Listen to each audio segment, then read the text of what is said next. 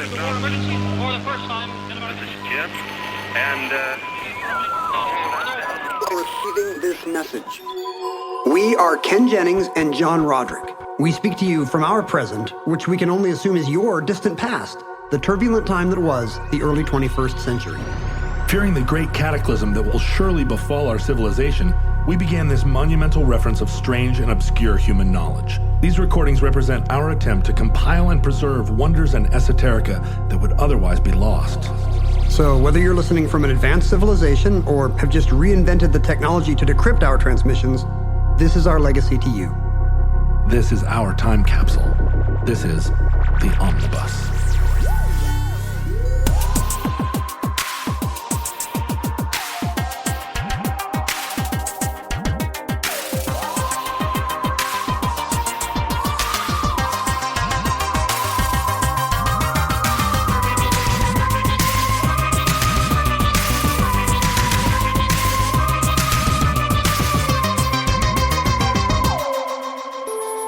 You have accessed entry 1215.NU1317, certificate number 31997. Fritz Stammberger. Carol, my question for you is how much are those shoes, and only the shoes? $35. $35, is that right? It is not. That mountain climber will move one step for every dollar that you missed the price of the shoes. 6, 9, 10. Oh my, $13. How much are those shoes? I'm on the record as a pretty big game show fan. I love the American game show. Well, and you made the American game show relevant to a new generation of 80-year-olds. Finally. I was always a huge game show nerd as a kid. I was sad that I had to start school in kindergarten because I was going to miss Hollywood Squares. Oh, sure. And Pyramid and Price Match is Game. Right. Were you a Price is Right kid? Did you like staying home from school sick to watch the game shows? I had a babysitter. My mom was a single mother who worked. So we went to the babysitter in the morning before school and then went there after school until mom got home. So my babysitter, Alice.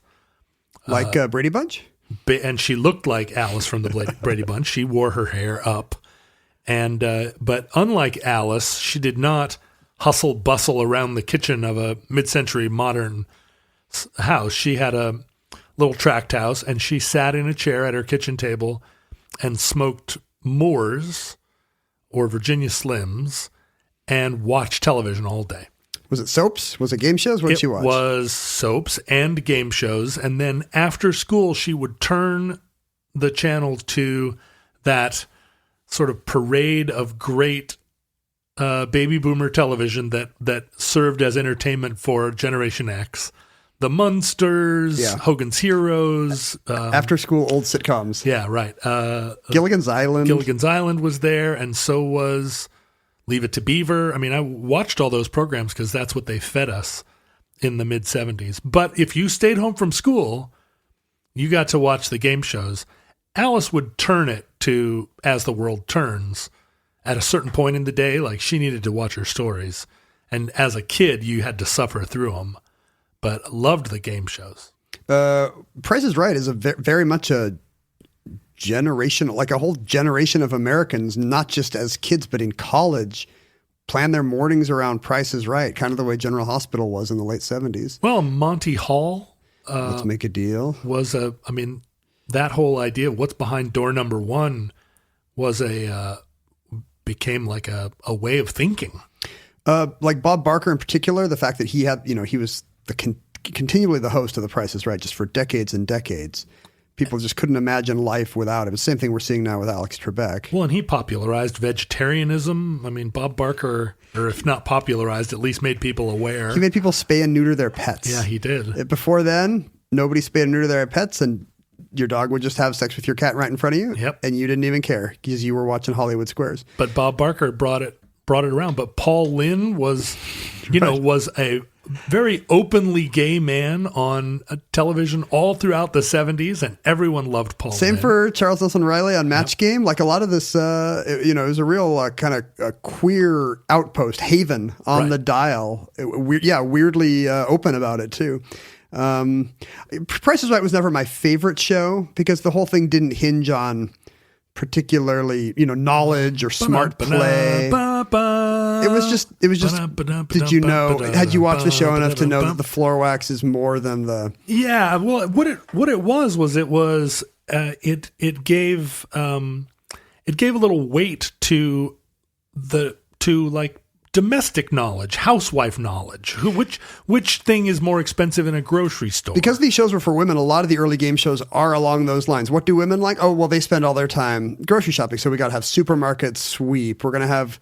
that awful beauty pageant show. How much is a carton of milk? How much, how long does it take to vacuum the living room? These things should be just as important as the questions Art Fleming is asking on Jeopardy about world capitals. Right. And so I guess there's something to that. But and we saw that rear its ugly head when George Herbert Walker Bush couldn't tell you how much a gallon of milk was. That still like that gotcha question will still happen to politicians who get prices wrong.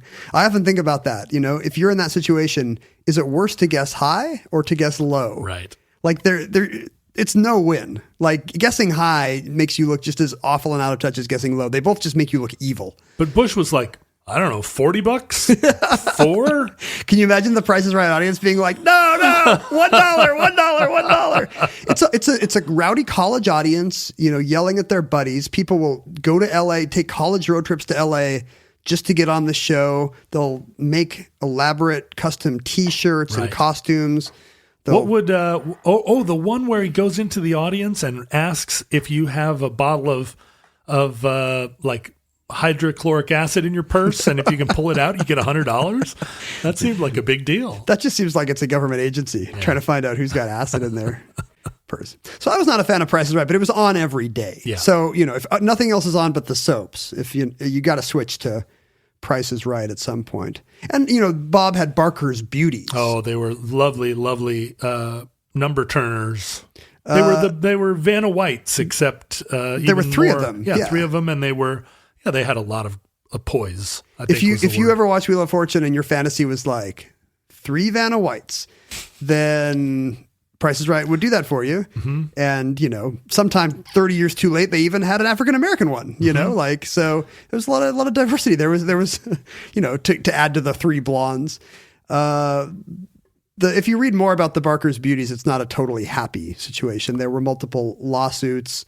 Diane Parkinson, one of the longer running beauties, claimed that Bob sexually harassed her. Dear. Another once sued because she was fired for being overweight and sticking up for the sexually harassed one. Right. But the longest running of the beauties was a woman named Janice Pennington, who was on the show for 28 years. Whoa.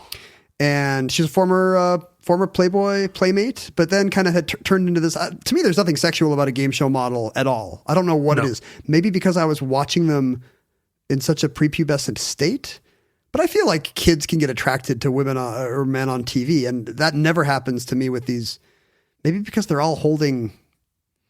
Yeah, you would have to really fetishize floor wax to see a beautiful woman holding floor wax and think, ooh la la. Or maybe because they stay on the show for so long, there was, by the time I was watching Price is Right, there was something kind of maternal about all these women. Yeah, right. But in that case, you're like, Hey. I don't know what this feeling is, but come wax my floor. There's a long-standing Price is Right story about Janice Pennington. How well do you know your Price is Right pricing games, John? I think I could put together quite a few of them, but they kind of morphed.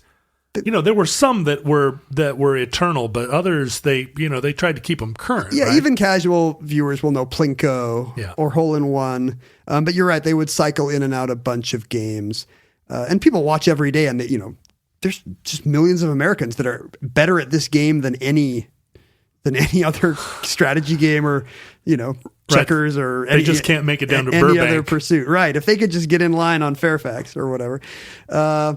One of the more popular ones is a game called Cliffhangers. Can you picture Cliffhangers? Player has to guess the price of all these games are based on guessing the price of kaopectate or something. The price is right. Literally. It's right in the name. So they're all numerical in nature. And they're basically, it's all one game with different frosting. In this case, how close the contestants are to the actual price of the kaopectate determines their margin of error determines how far this little mechanical Swiss figure marches up a mountain. I remember that. Cliffhangers. And if you march the little guy too far by being too far off, he falls. So people love it's just the trappings of it. This kind of jaunty Tyrolean music plays, and this backpacking guy, yodeling music plays, and he marches up the hill. Hopefully just a little bit, but if somebody's too far off on the price of the why can't I think of kaopectate? I mean, I thought that was amazing. It's all kaopectate. The vitamins or whatever, then he's going to march dangerously close to the cliff. Ipecac solution. There's a story about... and it also has a kind of like plinky, like state fair quality to it, right? It's the like whole show.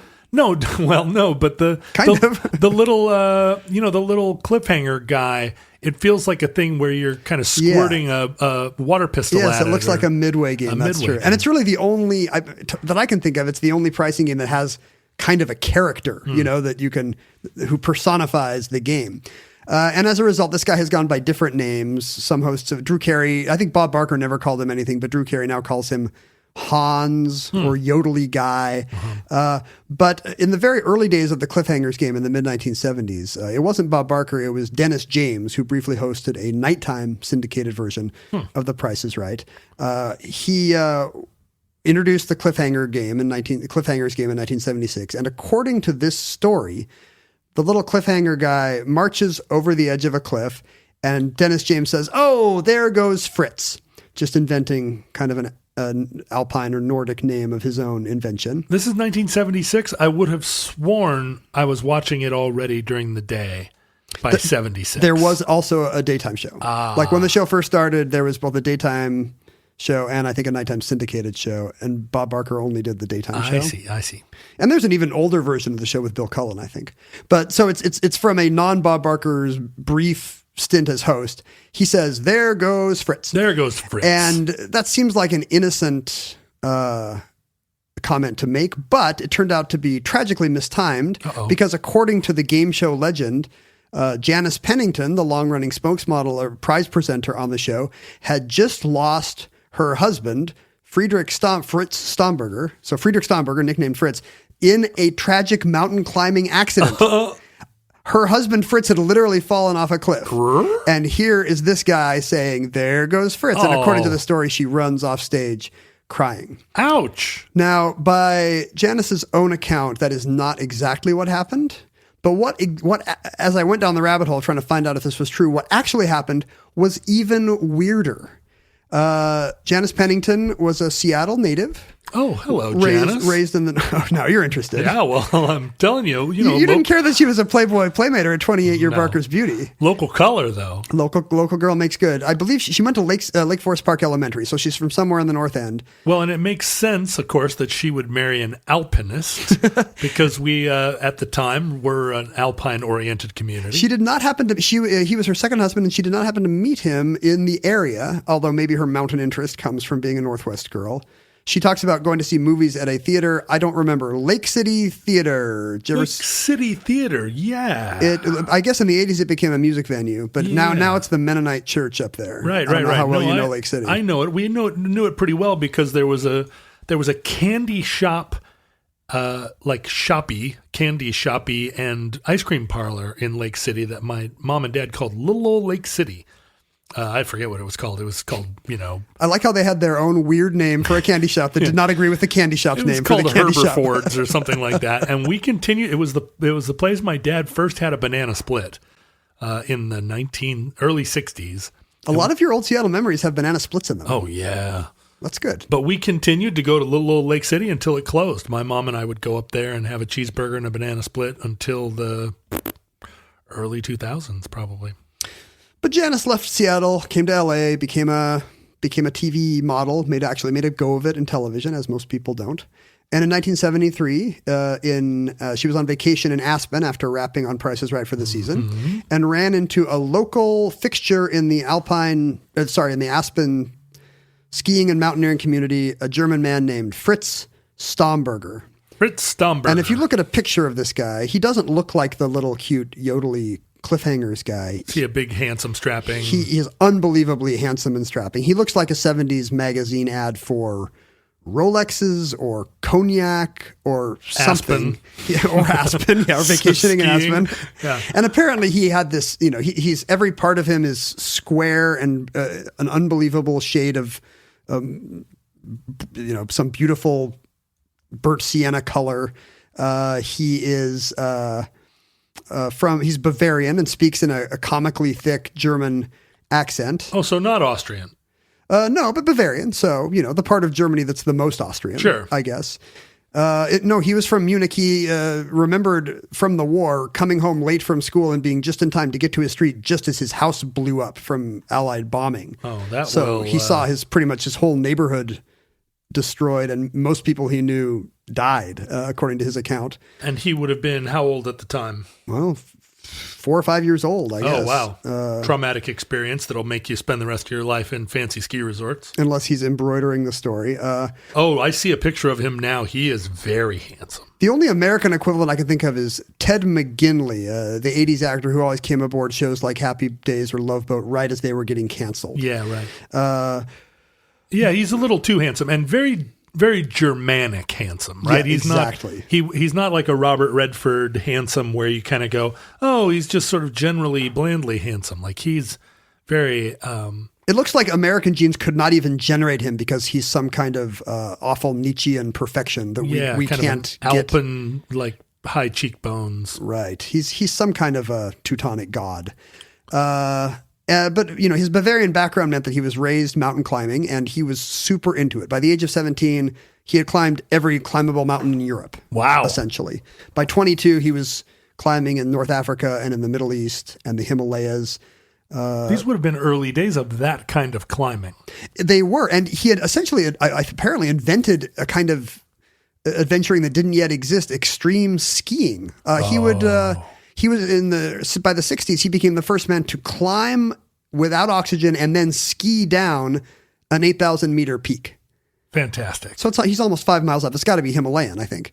And he would, people do this. People have skied down Everest. I know. I guess. And multiple people have died skiing down Everest. Yeah. It's a thing that you can, the thing about Everest, I guess, is that it's not actually that hard of a climb except for the oxygen. Yeah. Right? We talked about that We've done a whole show about Everest killing people in dozens of ways. But that's true. There are a lot of mountains that you couldn't ski down, but there are quite a few you could. But the skiing down part is what blows my mind. Skiing is a very athletic sport, but at least for the first 1,000 meters, you might just point them downhill and let it ride. I think it would only count if you get to sea level. You can only say you've skied down Everest if you ski from the peak of Everest to ski to the Bay of Bengal or someplace. Then you have skied down Everest and not before. But he was so into climbing these hard to climb mountains and doing reckless things that he would illegally cross borders so that he could go places he didn't have a visa for. Yeah. He did this in Tibet. He's our man. Turkey and Vietnam. He just insane danger. The time he skied down that 8,000 meter peak, actually, he was skiing down to get help for the two members of his expedition who it turned out who were in trouble and who ended up dying. Like he was the only one who made it down.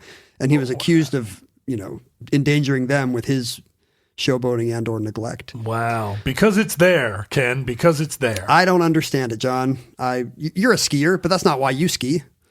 Well, is it for the danger? The amazing thing about skiing, downhill skiing, is that you get on this chair at the bottom, which seems like pretty easy to do. Once you figure out how to get on it, you don't have to do anything else. And ski resorts are very familiar to us, and they're groomed, and there are lodges at the top, and it all seems pretty domesticated. But really, you're being delivered to the top of a mountain, a place that you would not otherwise have access unless you were a skilled climber who was willing to really put a lot of effort and your life on the line to climb one of these mountains in the winter. And then you're going to do something which is the most dangerous thing to do on a mountaintop, which is to go down it aided only by gravity. Right, hurtle down a controlled fall on a pair of boards. Mm-hmm. And so you get, it's a thing that you get accustomed to and you start to think of as mundane. But every once in a while on the top of a ski mountain, when the weather is a certain way, or if you just reflect on it, you realize, oh, this is a truly singular human experience to be up here. And the fact that there are a bunch of ankle biters running around screaming and ski schools and music playing doesn't actually detract from how astonishing it is. Now, imagine if you're the only one there and if you worked all day to get there. Yeah, it does ascend to the level of profundity if you just you set your eyes right on it. And so it's more than danger. It's a kind of singular human experience. And risk is no small part of it. Yeah, obviously that's part of the thrill.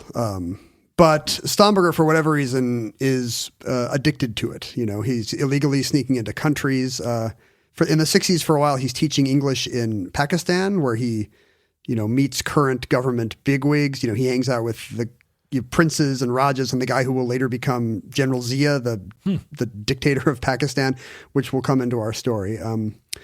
But eventually he settles in Aspen, where he opens a print shop. He founds, I think, and publishes Climbing Magazine, the big mountaineering magazine of that set. And he's also a ski instructor. And this is also early days of like fur coat Aspen. Yeah, or it's hippie Aspen. That's probably true. Yeah. There's a bunch of ski bums showing up, and he's one of the fixtures who can show you around. And he's just doing extremely dangerous skiing type stunts to finance his overseas expeditions. I guess there's a nearby series of mountains called the Deadly Bells because they're unclimbable. But he realizes that at one point in the winter, there's enough snow that you can actually maybe ski on these unskiable peaks. I have a Deadly Bell. It's around here somewhere. Where are your Deadly Bells? I mean, one of the thing about that my Deadly Bell is to not ring it is the... When it comes to meat, quality makes a huge difference in texture and taste. And even though it might be better for you and the environment, a lot of the higher quality meat you find at the grocery store is just too expensive for most people's budget. Thankfully, there's ButcherBox. ButcherBox believes everyone deserves access to high-quality, humanely sourced meat at an affordable price. That's why each month, ButcherBox ships a curated selection of the finest cuts right to your home. Choose from 100% grass-fed and finished beef, free-range organic chicken, heritage pork, wild-caught Alaskan salmon, and sugar and nitrate-free bacon. No antibiotics, no added hormones, just meat the way meat should be. And right now, you can get 2 pounds of ground beef and 2 packs of bacon absolutely free, plus $20 off your first box when you visit butcherbox.com/iHeart or use the promo code iHeart at checkout. That's butcherbox.com/iHeart or use the promo code iHeart at checkout. He skis down these Deadly Bells with no ropes, no support team, and apparently it's just some kind of insane. I can't, as a non-skier, I don't appreciate this, but apparently at one point he falls off a 15-foot cliff. There's pitches on the slope down that exceed 50 degrees. If you can imagine that. Yeah, so you're falling more than skiing. Right. It's amazing that he survives. And then one day, Janice Pennington of The Price is Right sees him coming out of a hotel, and they are both, as beautiful blonde people must be, just immediately struck by each other. Right. And he's a very magnetic personality, and within just a few years, they are married. And there's some odd parts in her story. Everybody loves a story where two beautiful people get married. Finally, they found somebody. They found one another, the Playboy model and the German ski instructor.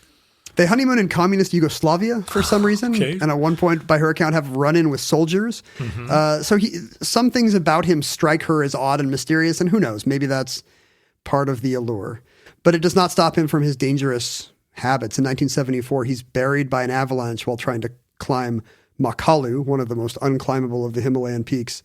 And it's only because he's in a sleeping bag and therefore is able to happens to have a little pocket of air. Oh, wow. That he's that he has enough air to get his wits and dig himself out.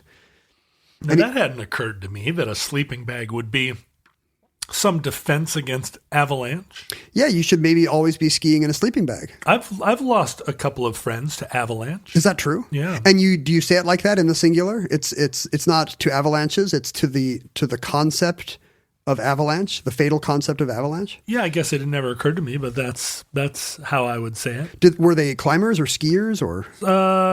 In one case skier, in one case snowboarder. My sister watched a good friend of hers down in Valdez, where they were doing some extreme snowboarding, went into a crevasse, and they never were able to get him out.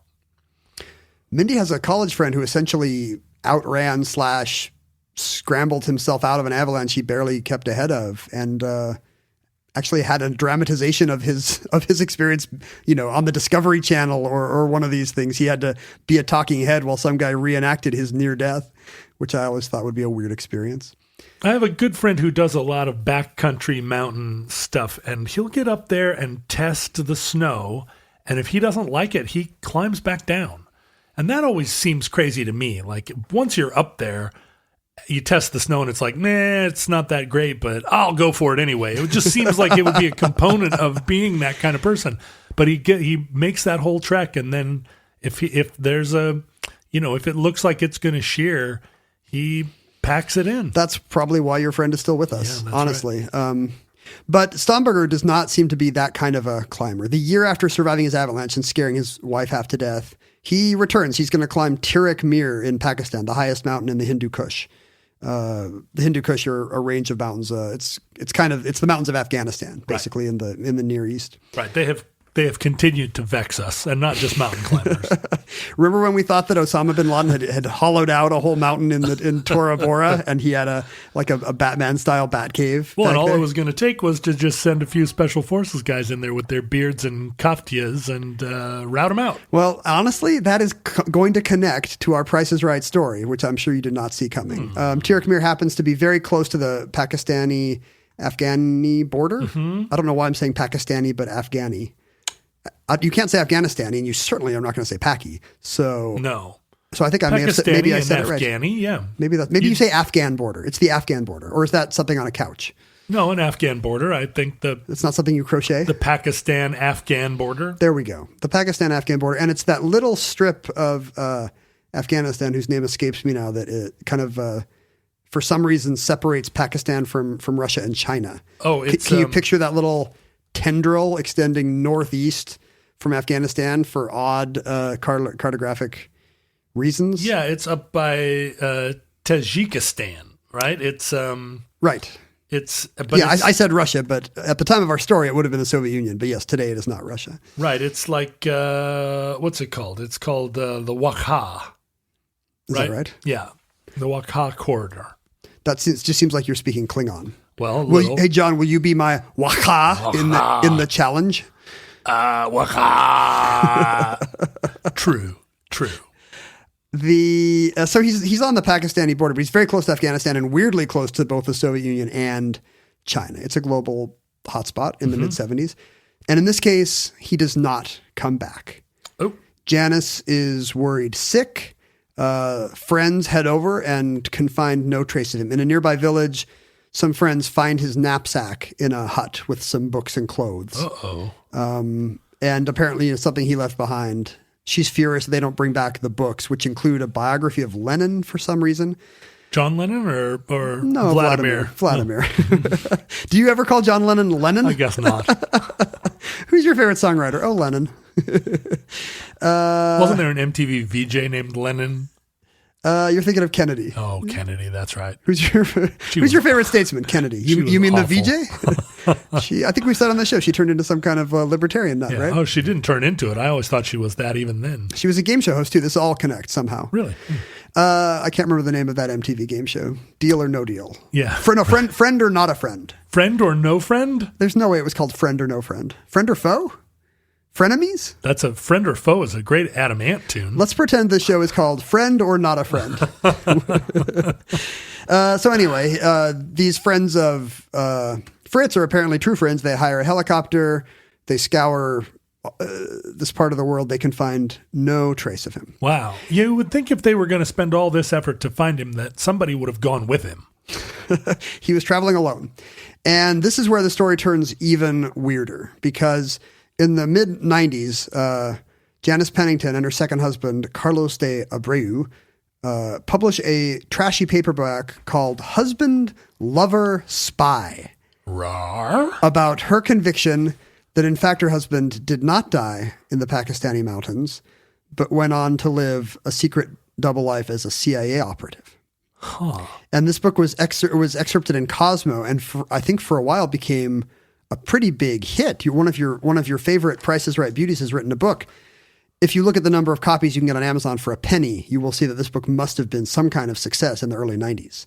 I would venture that a typical CIA operative, to use your term. Is that the wrong term? Asset. Asset. There we go. Would be generally anonymous looking, right? They're the men in the gray flannel, right? They're meant to blend, not meant to be. That's what makes Fritz so perfect, John. You'd never suspect. Deep cover CIA guys are not marrying former Playboy centerfolds. Right, I guess. So it's just a bizarrely overwritten book with this kind of lush Cosmo prose about, her beloved, cleverly preparing the lobster as the winds of something beat against the window and people are pressing their loins to each other. It's one of these. With Fabio on the cover. It's except she's actually married to a better than Fabio. Yeah. I wonder how her husband at the time felt about all this. Okay, he's a bizarre figure in the book who spends the whole book just pissed off that she is chasing the ghost of her ex-husband. And in the book, he's very just angry and petulant and always storming off, but he's co-writing the book with her as well. He's some kind of Mozambican born Portuguese oddball with some kind of entertainment marketing company. Right. Maybe he's a cuck. Right? Maybe he's just like... He's really into it. He does not appear to enjoy being cucked by a dead man, right. At least in the book. Although best way. Necrophilia, it's my other fetish, is necrophilia. So anyway, you have to see this book. It's an absolutely insane book for a TV spokesmodel to have written, because chapters will start with sentences like, finally, we were able to arrange for a meeting with a counterintelligence agent. And yet she's a sitting spokesmodel of The Price is Right. She becomes convinced that her friends' expeditions are covering this whole thing up. And in the book, at least, Fritz has always said things to her like, don't ever believe it when you hear I was a Russian spy.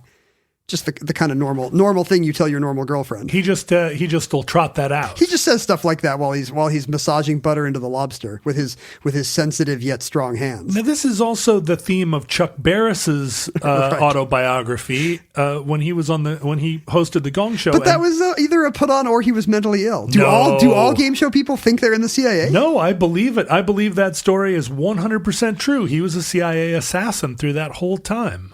You cannot tell me that MSG doesn't make your tongue swell and that Chuck Barris wasn't a CIA assassin. You disdain all conspiracy theories except for those two. Even though I believe 100% in science, those two things I think, and also ghosts. Science just has not yet reached the point of being able to prove that Chuck Barris was a CIA assassin. When those books get opened in the fullness of time.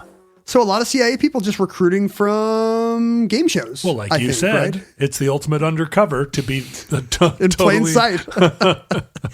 But if you read, so the book just gets crazier and crazier from here. She goes convinced that her friends are covering something up when they come back from looking for him. The conspiracy theory extends to all of the people. To the Aspen mountain climbing community, which is looking a little shifty. I see. She asks them to produce the knapsack they found, and they're like, "Oh, I'm sorry, we left it in Pakistan." And she's very angry. Why would you not? That does seem a little weird. See, maybe you do. Maybe this is one more conspiracy you can believe in. Let me try to convince you, John. All right. That Fritz Stammberger was an asset. The first thing she does, of course, is go to see her beloved Aspen psychic, Nellie. Right. This is the mid-'80s. I could have in written Aspen. this. Yeah. Nellie tells her, "Oh, don't worry, he's alive. He's with a slender man and the dark-skinned woman who together engineered his disappearance." He's with the Slender Man? No, The story gets crazier. he's with a slender I see. space, possibly line break man, and the dark-skinned woman. I don't believe there's an internet meme called "dark-skinned woman." No. There's Although white that's people. a great Doors song. There's white people calling the cops on dark-skinned woman, probably, but that's about it. But at the time, no. And so, encouraged by this note from her trusted psychic, she becomes convinced that he's alive. And this is the exact time when she starts having metaphysical visitations at night. I believe it. These seem to be kind of alien encounter-like. There's a sense of passing through a series of trials, of being scanned, of floating above a space she's never been before with some kind of a table with knife marks carved into it. Do her pillows turn into owls? There are no owls in the story, which I know will let you down. Yeah. But otherwise, it seems very, very UFO-like. Have you seen the picture, by the way, making the rounds of the adolescent barn owls, where you can see their skinny little legs that are not yet covered by the pin feathers? Yeah, pretty weird looking. They look like your little men. Anyway, but in these visitations, Fritz is cowering on a cot in the corner. What does this mean? What does it mean? This is when the mysterious phone calls start from made-up people. At one point, somebody calls her claiming to be, in her book, again, all according to her weird book, claiming to be a producer on the 80s, 70s, early 80s miniseries Rich Man, Poor Man, which you may recall. Right, I do. With Peter Strauss, I think. Yeah. Claiming to be a producer and asking her for details about Fritz's disappearance. But it turns out there's no such man and no such number. Did he ask if her refrigerator was running? It's not a prank. These people want to know what she knows, John. Why are you making light of this? Oh, I see what you're saying. He claimed to be what a strange cover. Right. Pretending to be the producer of Rich Man, Poor Man, as you would do if you were in the intelligence community. From now on, whenever I prank phone call somebody, I'm gonna say, "Hi, this is Bob Strauss of Rich Man, Poor Man." I worked on Roots of the Next Generation. Can we talk? Yeah. What are those other early 80s? I worked on Shogun. Shogun. There was the Holocaust was a big one. The Thornbirds. Yeah, the Thornbirds. I worked on Barbara Taylor Bradford's A Woman of Substance. I need to ask about what you would do for your country.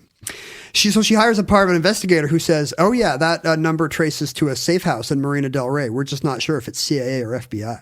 But they know it's a safe house. But somehow they know. Somehow they know it's a safe house in Marina Del Rey. They're just not sure if it's CIA or FBI. This all checks out. I believe that if you were going to put a safe house somewhere, Marina Del Rey is a great place. I spent about 3 months walking around Marina Del Rey every single day, trying to figure out where Marina Del Rey actually was within Marina Del Rey. And I can tell you, there is no Marina Del Rey. No, we're all Marina Del Rey. Don't you think you'd have to be on a boat to be That's Marina exactly Del Rey? Right. The center of Marina Del Rey is offshore somewhere. If you came in on a boat and were parked somewhere, I think you could approximate it. But there's no there. There is absolutely not. But this is what her PIs tell her.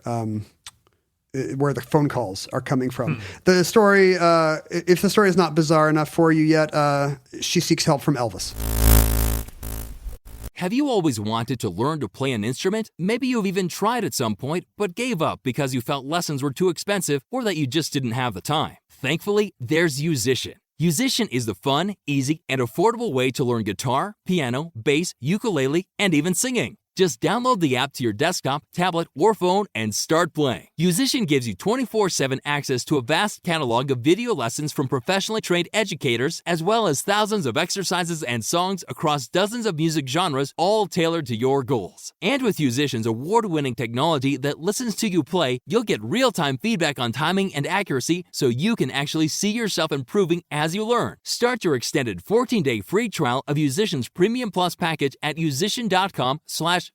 That's unlimited access to thousands of lessons, exercises, and songs on as many instruments as you want for 2 whole weeks. Just go to musician.com/start. That's YOUSICIAN.com/start. It is now 1977. Elvis is in the final year of his life. Go on. He summons her to his house.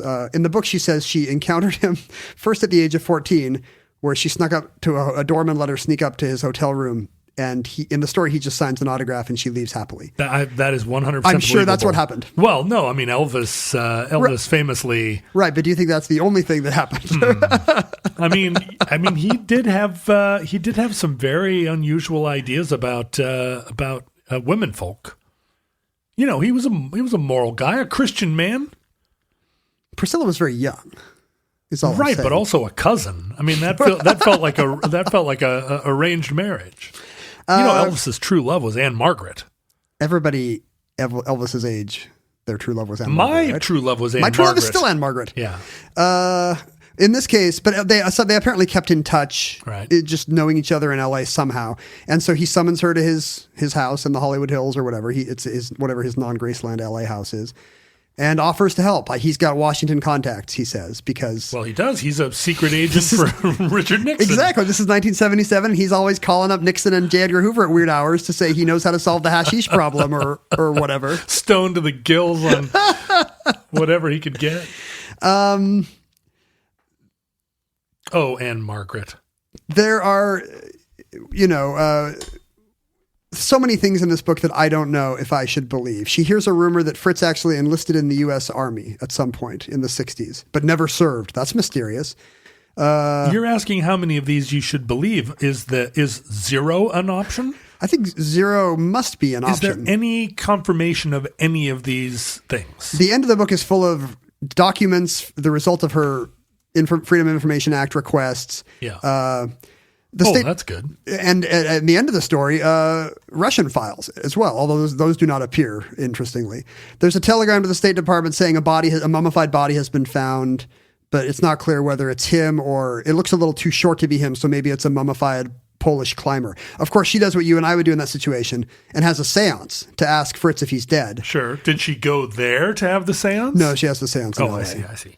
And what isn't part of the process of mummification that you would be shorter, like to the scale of a Polish climber? It does to Polish scale. Now, Polish sausages are larger than American sausages. Why would you think? True. Oh, but he's German. Maybe Polish sausages are shorter than German sausages. I mean, if you've ever gotten a sausage in a German gas station, you know they are longer than the bun. There are just too many jokes here. I need to move on.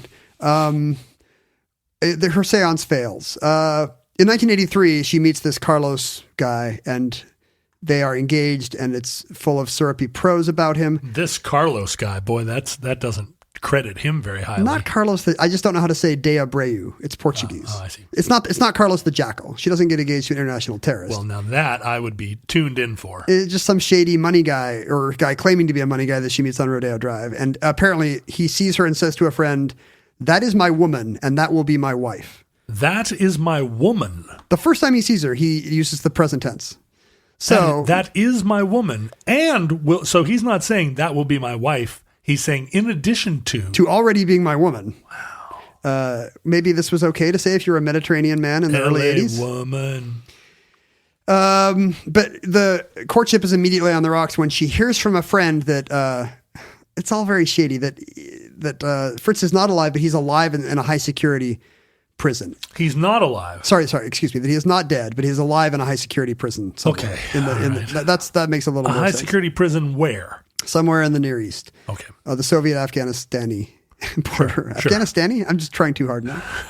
The CIA, every time she asks the CIA, they keep saying they will neither confirm nor deny. Well, that's weird, but that's also what they do. She takes that to mean yes. Right. I would too. And the they CIA even, just wouldn't give me a definitive answer like, no, we've never heard of this guy. No. And in her account, they later send a guy to say, stop asking. Does that mean stop asking because this is annoying, or is it stop asking because you're getting too close and lives are on the line? National security is being threatened. Right. This seems like a little bit of that Project Blue Book business where they should just say it's nothing. Right. Rather than come up with all this convoluted, weather balloon stuff. Just don't supply a theory. Yeah. Just say no. This is my position in any argument. Just keep repeating the same thing. Don't give them be a sheet of ice that no one can cling to with a rebuttal. Wouldn't it be wonderful if the governing principle of social media now was do not provide a theory? Like, I do not want to hear your theory. I do not want to hear the theory that you got through a game of telephone. My account, my Twitter account every day will just be like, I do not have a take on this Trump tweet. I do not have a take on the new HBO series. 0 takes. I do not have a take on the mean thing the comedian said on his Netflix special. I just like lay the groundwork a couple of days ago for my Twitter account going into the fall, where I said it's all bad takes all the time. I'm going to just give you nothing but bad takes, so be forewarned. You've now got a very low bar to clear. Now that she thinks through some kind of weird mountain climber grapevine that he's not dead but in prison, of course she goes to who you would go to in this situation. Elvis having already died. Oh, right. If they say, who is her second choice? It's one of these. George Papard. It's one of these. Well, it's actually Ross Perot. No, really? Yeah. She winds up with this kind of cowboy hatted Vietnam crowd, these guys in the POW MIA paranoia business. Right. Who are going to tell you there's still hundreds of guys out there in the jungle. And yeah, he was working for Air America. Exactly. And it's not just in Vietnam. Like, in fact, there were 100 Americans that the Bolsheviks let sit in prisons for decades and we did nothing. And now the same thing is happening again in the Near East. That when the Soviets took over Afghanistan, there's Westerners there that nobody knows about. Well, at the CIA, there is a board of heroes, and a lot of the heroes of the spy years are unnamed. They have a star on the board commemorating their death in the field, but no name attached. He could be one of those. Yeah, that place is real. I guess I just saw it in a Homeland episode. Yeah. But it's real. Yes. If it was in a Homeland episode, it has to be real. Well, in the Homeland episode, it blows up, which I assume is not real. Not real. And so in 1992, when communism falls, and her new husband is still pissed off that she's pining away over Fabio. But she's still young enough that she's got the vitality to pursue this. Yes, and she is determined that this is where she's going to get her answer. She flies to Moscow. It's yet another non-story where she waits for an audience with Yeltsin and gets nothing. Her KGB guy is able to search for the KGB files and the GRU files and the government files, and they say, no, Fritz wasn't theirs. And in the book, she's like, I knew it. He told me he wasn't a Russian spy. Well, and this was a period where you could kind of get that kind of answer from those authorities. It's true. All the files were getting unlocked. Yeah, it was all bets are off. And the third source of files was the Soviet military. And finally, in her story, an ex-Soviet intelligence guy that she only calls Victor hands her a manila envelope, or hands Carlos a manila envelope in a restroom, and says, tell your wife this.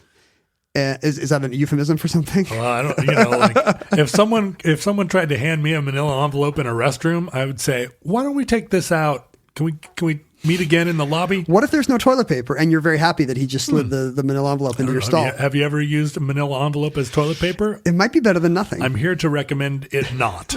The little tab at the top is very pointy. Well, and they're sharp edged. Anyway, according to this military file, Janice was right all along. The CIA recruited Fritz Stammberger in 1974 because of worried about the increasing Soviet influence in Afghanistan, knowing that he was always heading off to weird places and sneaking across the border. They thought this was perfect cover. And so when he disappeared in 1975, he did not die. He joined the Mujahideen and he started fighting with these Afghanistani warlords against the Soviets. But they didn't invade until 1980. That's right. And when they did, that's when it really hit the fan for Fritz. He was thrown into a Soviet prison and died somewhere in Afghanistan in the early 1980s. So for the first 5 to 7 years of her search, according to the end of her book, the man was still, in fact, alive in a Soviet prison. And there in Afghanistan. Now, is there any independent confirmation of a blonde, Teutonic, bearded Mujahideen in Afghanistan in the early 80s? Apparently, there were some. Is it Mujahideen or Mujahideen? It's Mujahideen. The J is first, but I don't know if I'm saying it right. Yeah. Mujahideen. Well, the U.S. there were apparently in her in her source as well, even when the Soviets say we had no Americans, she was like, he was German. And they were like, oh, we totally had some French and Germans. Sure. Gotta go. So it's not impossible that there were Westerners there, I guess. But both the U.S. and the Clinton administration and the Afghanistani government both declined to help her go look for the body in the place where it is. And the book ends with kind of a bizarre epilogue in which the book was written in 1993, right after kind of the first rise of Islamic worldwide jihad from these ex-Mujahideen guys, right. Osama bin Laden and friends. The first World Trade Center bombing, the parking garage one, the truck one had just happened. And so the end of the book is all about how, oh no, this awful system that grabbed the tentacles that grabbed my husband and took him away from me, my beautiful man, have now, it's all coming home to roost. And this is what's next for you, America. Stuff's going to start blowing up because of the CIA intervention and your corrupt money of the military-industrial complex. It becomes an anti-jihadi It becomes a warning of 9/11 in 1993. And the last sentence is, our society is spiritually bankrupt. It's time to believe, this is a total non sequitur, it's time to believe in a higher power, God's law. Or possibly the aliens that are summoning her at night to Soviet prisons. Or Aspen psychics. Or Elvis. Whatever the higher power you believe in. Perhaps altogether sitting at a table controlling reality. So I'm left from this book sure that she is convinced that her suffering and spiritual quest was not in vain, that Fritz was actually alive for many years. But I'm also wondering if maybe the new guy paid off somebody in Yeltsin's government to say, look, just tell my wife that she was right, but then he died, and it's sad. You think that the Carlos was like, honey, come on. Good news. I just talked to Victor. Remember Victor, our driver? Yeah. He says that you were right. And here's the envelope. You're all right. He said never open it, though. Do not open this. Never listen to this tape. He said your husband's last wishes were that you carry this unopened envelope to your grave. He says his last words were, honey, you were right about everything, and so was your seance. I'm sorry about that one fight. I was wrong about that thing I used to complain about with the dishwasher. And please be only loyal to your new husband, Carlos, now. Is Carlos died? No, they are still together. Both Janice and Carlos are still alive. Wow. Not when you listen, futurelings. Right, presumably. I don't know if being a Barker's beauty or knowing Elvis confers immortality, but in our era, they're still with us. All of this will be revealed in time, right? They'll know what happened to Fritz. Now, it's worth noting that everyone else in the mountaineering community who knows Fritz that I could find thinks that he died on Tirek Mir in 1975. It seems reasonable to think that he left his little camp and solo climbed and he'd managed to escape death for years, but this time there was just a crevasse. Mountain climbing is dangerous, and he fell into the ice and one day, and he may have already been found, right? His mummified remains. Sure. Or maybe he's in a dangerous part of the world and he has a run-in with some unsavory character. But it's probably pretty much everybody in that Aspen community who knew him and loved him thinks that Janice is cuckoo for Cocoa Puffs. I see. And that, in fact, there was no spy versus spy nonsense. Right. If he'd been a library scientist and had been going around the world to libraries, illegally crossing borders to see particularly stunning libraries, and went to Afghanistan to check out some books from the local library and went missing. It's a little different.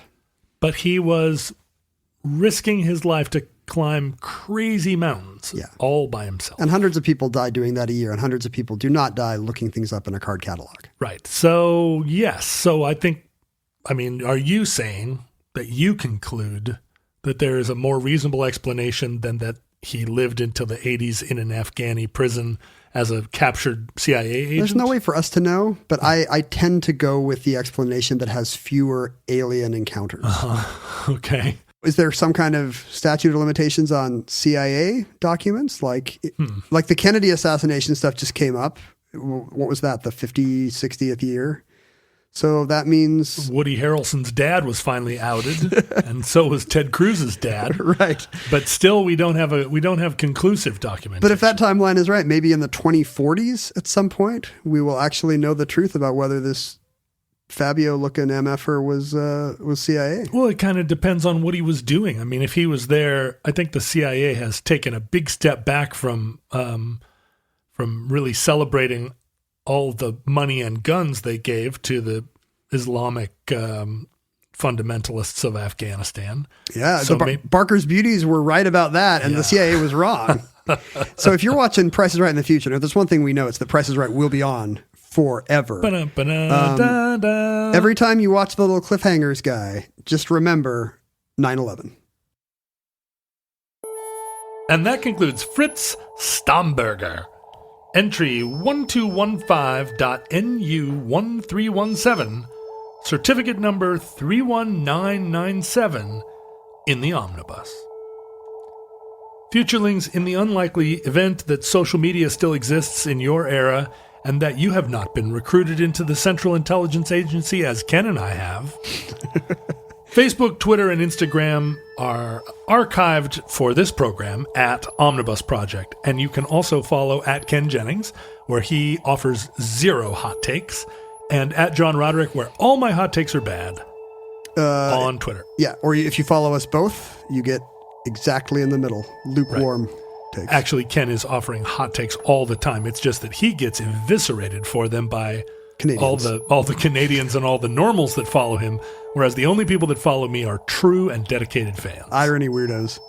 This would be perfect deep cover for CIA assets, is two people who have a podcast and always talk about how they're not CIA. That's right. Well, who would suspect us? We're a crazy signal station, and people are receiving encoded messages. And you are already wearing some kind of weird, vaguely Southeast Asian looking, Polynesian looking shirt, open a button too far. You already look like a CIA guy who's gone native. I look like the CIA guy who's had one too many Mai Tais. You are wearing a short-sleeved yellow seersucker button-down shirt, and you look like the guy that's still like a company man. I'm the Mormon guy that has to handle you, and I keep going to the dead drop, and I'm like, he put dog poop in here again.